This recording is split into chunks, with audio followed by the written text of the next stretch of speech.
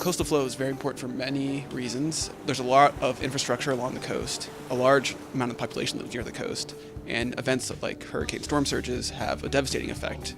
And having better models and increasing our knowledge of how dynamics happen on the coast is really important for understanding these phenomena and mitigating the negative effects from major events.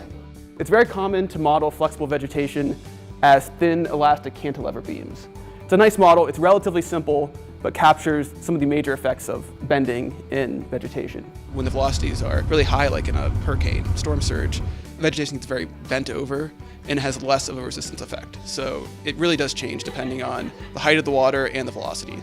We're interested in looking at a more realistic resistance model for vegetation. It's applicable for many things. Wetland protection, restoration is one thing, navigation through coastal waters, and one that we're mostly interested in our group is modeling and reducing the effects of storm surge. Vegetation is very interesting. It's very small compared to the scale of the flow, but it has a very large effect. And the existence of marshes with large packings of vegetation on the coast greatly reduces the amount of storm surge farther inland. Unfortunately, a lot of those wetlands have been removed, filled in, so we have less natural protection for the storm. So understanding the effect of the marshes that we have left is very important.